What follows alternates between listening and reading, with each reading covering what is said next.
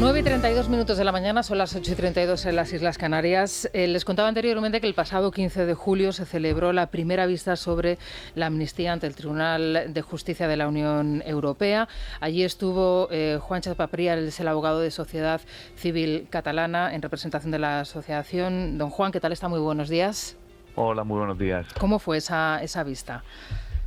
Pues la verdad es que muy bien, las sensaciones han sido muy positivas, porque yo creo que lo que se pudo trasladar el pasado día 15, pues es un poquito la realidad, ¿no?, social, política que se está viviendo desde que entró la ley de amnistía en España, y también por la injerencia que en los últimos años se ha vivido en todos los procedimientos, indistintamente de su jurisdicción, ya sea Tribunal de Cuentas, Audiencia Nacional y Tribunal Supremo, por parte del Ejecutivo. Ustedes tuvieron ocasión de hacer su exposición ante los jueces y ellos al mismo tiempo preguntarles lo que consideraban y escuchar su postura. ¿Por qué se interesaban? ¿Qué fue lo que más llamó la atención o cuál era el mayor interés que había entre los miembros del tribunal? Sí, la exposición que tuvimos, tanto ahí estaba presente el Ministerio Fiscal, los abogados de las defensas, el abogado de la Comisión Europea y el abogado del Estado, se dividió las intervenciones en 3 bloques y luego un último turno para que los 16 jueces que conformaban la sala pudiesen preguntar a aquellos abogados que tuviesen, ¿no?, algún interés en concretar alguna de las consultas, ¿no? Y sobre todo versaron en por qué consideramos que era una autoamnistía o por qué consideramos que hay fondos de la Unión Europea que se han podido ver afectados. Claro, ustedes animaron al Tribunal de Cuentas para que presentasen esa cuestión prejudicial, la presentasen ante el TJUE, no ante una instancia aquí en el país. Respecto a la malversación, ¿en cuánto la cuantifican ustedes? ¿Cuál es la cifra que se piensa que se pudo malversar? Pues mire, esta cuestión es muy importante porque no es, lo digo por los oyentes y el conocimiento público, no es una cuestión que Sociedad Civil Catalana hace 3 años valorase en base a una información o a unos informes externos, ¿no? Esto se realizó, la demanda, en base a las actas de fiscalización elaboradas por la propia instructora del Tribunal de Cuentas, que eran cercanos a los 12 millones de euros que se habían malversados en todo lo que fue el procés, ya sea en el 1 de octubre, en el referéndum ilegal, o en la campaña exterior de promoción del independentismo que hacía la Generalitat. Nosotros al final fijamos nuestra demanda en una cuantificación de 5,3 millones porque eran todas aquellas partidas que consideramos que estaban completamente y absolutamente contrastadas, es decir, un rigor técnico y jurídico absoluto para que evidentemente en un posible fallo posterior, una sentencia, se estimasen todas esas partidas que nosotros cuantificamos en los 5,3, pero como digo, en total el Tribunal de Cuentas estimaba en aproximadamente 12 millones de euros lo que se había malversado. Ahora se tiene que conocer primero el informe, si no estoy mal informada, del informe del abogado general de la Unión Europea, ¿no?, respecto a lo que sucedió el pasado día 15 y luego posteriormente la sentencia. ¿En qué medida determina ese informe del abogado general, que se conocerá en septiembre? ¿Calculan ustedes la sentencia posterior? Pues sí, es muy importante, como dice el informe del abogado general, porque aunque no es vinculante, sí que esboza en un 90% de los casos cuál puede ser luego la resolución y fallo definitivo de los jueces. Se espera, como dice también, para finales del mes de septiembre y esperen, bueno, que en este caso sea positivo para los intereses de la parte demandante. Y luego, ¿qué efecto tiene qué efecto tendrá esa sentencia? Pues la sentencia es de obligado cumplimiento, de una sentencia del Tribunal de Justicia de la Unión Europea, es de obligado cumplimiento para las jurisdicciones de los Estados miembros de la Unión. Por lo tanto, también es de decir que no cabe ya recurso ni apelación posible, así que es de aplicación directa en el momento que se conozca esa sentencia. Enseguida le voy a dar la palabra tanto a Alejo como a Julián por si le quieren hacer alguna pregunta, pero me queda la duda, ¿en qué lugar puede quedar el Tribunal Constitucional y luego cuál ha sido el papel del abogado del Estado?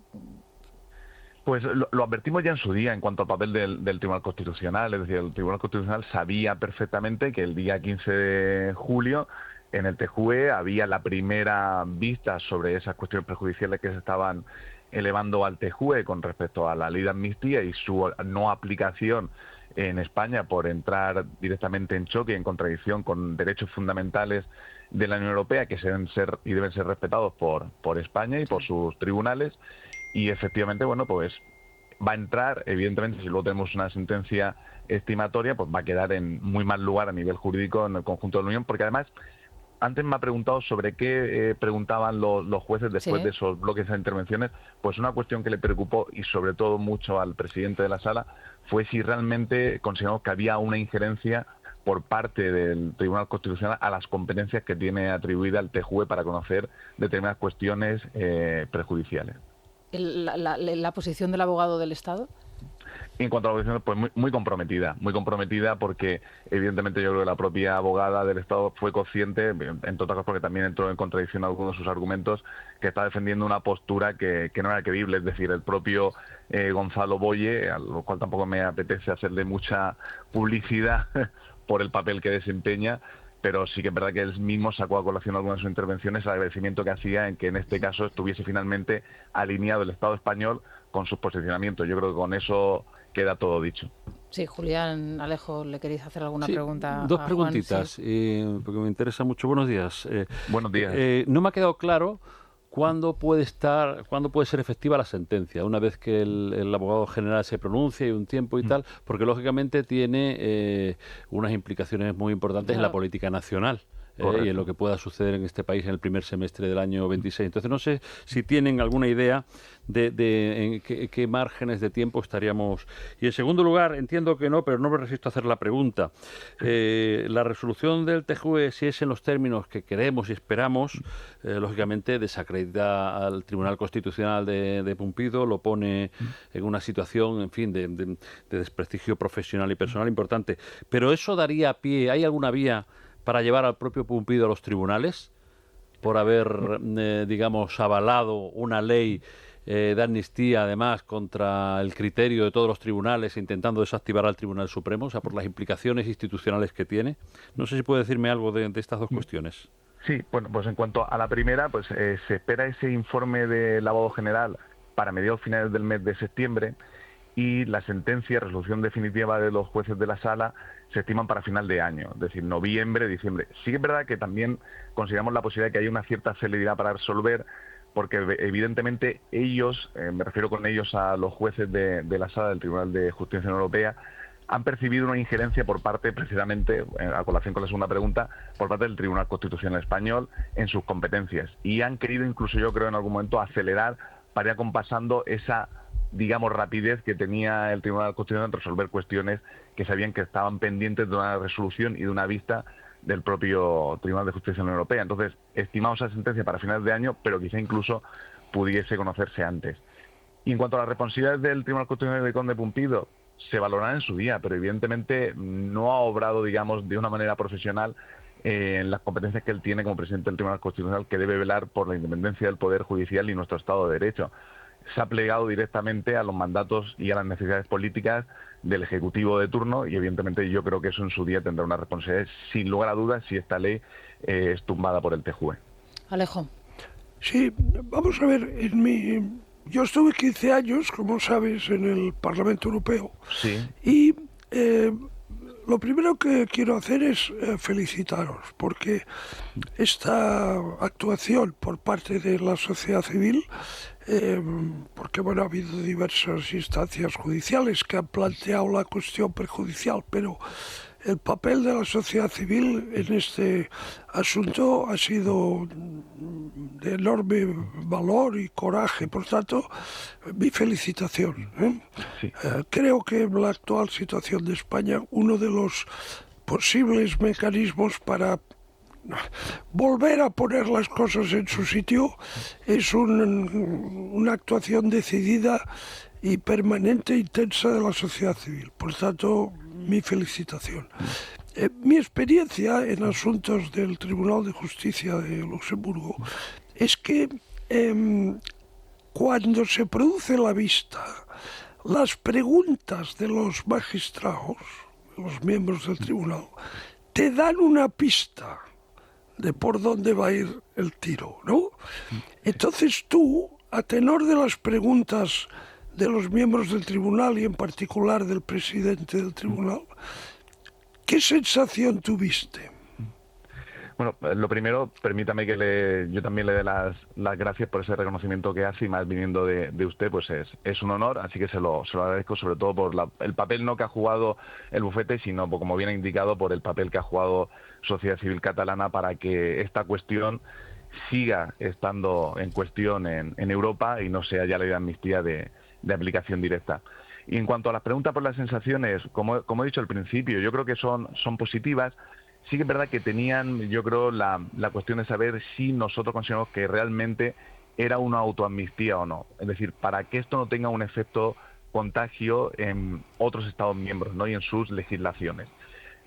Yo creo que hizo también una exposición muy buena el abogado de la Comisión Europea, y estas cuestiones y estas posibles dudas, sobre todo en este apartado del abogado general, yo creo que las disipó en cuanto a esa aplicación de posibles o afectación de fondos europeos, como a la cuestión de que evidentemente es una autoamnistía y queda acreditado que es una ley que se promovió y se redactó y se negoció fuera de España por aquellos que representaban, incluso en la propia vista del día 15 en el Tribunal de Justicia, por aquellos mismos que representaban en procedimientos abiertos en España, aquellos que se estaban juzgando y que posteriormente tenían que sus partidos aprobarla en el Congreso de los Diputados. Cumple con todos los requisitos de ser una autoamnistía, como también lo reconoció la Comisión de Venecia. Bueno, y después no olvidemos que ha habido declaraciones públicas, incluso en sede parlamentaria en España, por parte de Junts, del partido de Puigdemont, donde se atribuye la redacción de la ley de amnistía. Es decir, ha habido declaraciones públicas, incluso en la correspondiente comisión del Congreso, donde el representante de Junts se ha vanagloriado de que ellos redactaron la ley de amnistía. O sea, es una autoamnistía como la copa de un pino. Entonces, yo creo que yo veo el porvenir el futuro de Pumpido lo veo un poco oscuro yo. Pues sí, es que como dice, todo lo que hemos vivido estos últimos años, no ahora en la vista del día 15, que es como, digamos, el colofón a unos procedimientos judiciales, todo ha sido una injerencia, porque usted dice muy acertadamente, incluso esa atribución de Junts de decir en cuanto a la redacción de la ley de amnistía. Pero es que quien estaba negociando también era, y lo nombro por segunda vez, Gonzalo Boye, que también estaba presente en la vista del día 15 en el TJUE, el abogado representante de Carles Puigdemont, que era quien realmente también lo estaba negociando, cuando en España, entre otros en la Audiencia Nacional, Tribunal Supremo, Tribunal de Cuentas, tenía procedimientos abiertos. Es decir, que el abogado que tiene que defender unos procedimientos en España, en distintos tribunales, era el mismo que estaba redactando la ley para amnistiar y que quedasen en nada todos los procedimientos que él mismo está defendiendo. Sí. Claro, y a la misma vez... esto... Sí, perdón, no quería interrumpirle. Creí que... No, simplemente una última apreciación. El día previo, que recordaron ustedes antes, a la audiencia previa que se iba a celebrar en el Tribunal de Cuentas por la cuestión de la malversación, en el Congreso de Diputados, en esa tarde anterior, se estaba votando la modificación del Código Penal para eliminar la sedición y modificar de una manera atenuada el delito de malversación, con directas alusiones al presidente del gobierno, diciéndoles que no pensasen continuar con la legislatura ni con el apoyo de los partidos independentistas si el procedimiento que se seguía en el Tribunal de Cuentas seguía hacia adelante. Bueno, pues esto el día de mañana, pues nuestros tribunales tendrán que mirarlo. Tenemos la realidad política de que en estos días y en este mes hay que ver cómo se cuadra la exigencia de Puigdemont de que el jefe de gobierno español salga de España y vaya a verle, se haga una foto y negocien las condiciones de la continuidad de la legislatura. Sí, es que es tan grotesco, ¿no? Esta situación con lo que estamos contando, nada menos que ver la fórmula, que ya ha dicho 2 veces que por qué no, si eso es lo que le garantiza continuar otros 12 meses en el gobierno, de irse a ver un prófugo de la justicia, para simplemente que le dé otra prórroga, otro cheque de 12 meses temporal para seguir en la Moncloa. Juan, ¿cómo se trabaja? Claro, la vista fue el día 15 de julio, pero como bien dices, hasta llegar a ese punto hay un trabajo detrás. ¿Cómo se trabaja desde el despacho en representación de Sociedad Civil Catalana con, me imagino, la cantidad de información, de documentación, de declaraciones, de leyes que hay que estudiar? ¿Cómo os habéis organizado y cómo ha sido ese proceso hasta el día 15? Pues mira, agradezco mucho la pregunta porque la ley de amnistía, como bien saben ustedes, entra en vigor en junio de 2024. automáticamente nosotros solicitamos al Tribunal de Cuentas que eleve una cuestión perjudicial al TJUE porque entendemos que entra, como he dicho antes, en colisión directa con derechos fundamentales de la Unión Europea y con deberes que tienen de perseguir la corrupción y la malversación en cualquier Estado miembro. A partir de ahí es un año entero en el cual, como bien ha dicho, en el cual hay que estudiar muchísima normativa, legislación europea, tratados, más hay que tener en cuenta que cada una de las representaciones de los demandados, que eran cerca de una treintena, evidentemente sometieron sus escritos de oposición, más Fiscalía, que jugó un papel alineada al de los demandados, más la abogacía del Estado, es decir, representación del Reino de España, alineada a los demandados. Es decir, hubo un cambio de papeles en lo que ha sido la vista en el Tribunal Europeo, que yo creo que dejó debilitada también, si me permiten, la imagen del propio Estado español, porque ver cómo los poderes públicos que en algunos momentos y procedimientos habían perseguido esos delitos después de lo que fue el 1 de octubre, de la noche a la mañana, si me permite la expresión, verlos alineados con aquellos que lo estaban defendiendo, pues bueno, pues la verdad es que fue un poco triste a nivel jurídico, a nivel también de la imagen de nuestro Estado de Derecho, pero sin embargo sí que a mí me quedó la satisfacción de que a lo mejor los ciudadanos españoles, incluso quienes nos estén escuchando hoy, sobre todo el sector constitucionalista, que somos la inmensa mayoría, pues puedan ver también que nuestras instituciones europeas tienen su importancia, porque a lo mejor si no fuese por el TJUE, la ley de amnistía se estaría ahora mismo aplicando en toda su plenitud en España. Sí, sí. Hay veces que la Unión Europea sí es un freno para determinados forajidos, ¿no? Pero vamos a ver, dos apuntes. Uno, estamos recordando que Puigdemont tiene la pretensión absolutamente delirante de que el presidente de gobierno se desplace a Waterloo a rendirle pleitesía, lo que ellos han llamado la amnistía política, que hay que añadir a la jurídica, ¿no? Pero es que olvidamos una cosa, que el presidente de gobierno ya se ha reunido y ha estrechado la mano sonriente y ha dado palmaditas en la espalda a Bildu. Sí, sí. Que eso, el nivel de abyección que representa esa foto de Sánchez con los de Bildu, eso no tiene, vamos, es decir que para mí lo de Waterloo, que por supuesto sería una humillación, pero el grado de abyección de hacerse la foto con Bildu, bueno, eso es insuperable. Y después, la segunda cosa, la malversación, el uso indebido de fondos europeos, desde luego, es algo que el ordenamiento jurídico comunitario pues condena, ¿no? ¿En serio? ¿Sí? Pero es que hay una cosa que es mucho más grave, que afecta a principios fundamentales de la Unión. Uno de los pilares de la Unión es el Estado de Derecho y el respeto al Estado de Derecho. Y la ley de amnistía de Sánchez pulveriza el Estado de Derecho en España. Y eso el Tribunal de Luxemburgo yo creo que lo va a tener bastante presente. Totalmente en las dos reflexiones, es decir, lo que estamos viviendo, como digo, no ahora, sino en los últimos años, es la humillación constante del Estado y en consecuencia de todos los españoles, simplemente por una necesidad y aritmética política en el Congreso de los Diputados por supervivencia del Ejecutivo. Por eso también decíamos que el día de mañana pues habrá que ver qué responsabilidades también se pueden derivar tanto al presidente actual del Gobierno como al presidente del Tribunal Constitucional, etcétera. Y en cuanto a lo que dice muy acertadamente, claro, es que aquí estamos viendo cómo la ley de amnistía va directamente y confronta principios fundamentales, como es la propia igualdad de todos los ciudadanos, ya no solo españoles, sino de la Unión Europea.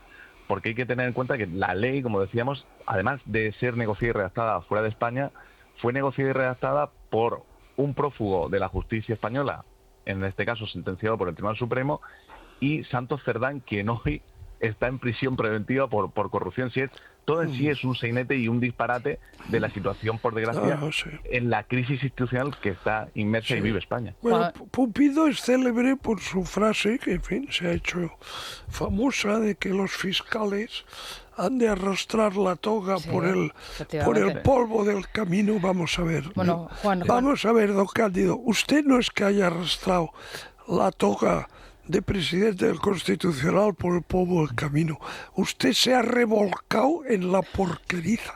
Es decir, difícilmente podrá usted salir a la calle si el Tribunal de Justicia Europeo al final resuelve lo que tiene que resolver. Ha quedado claro, Alejo.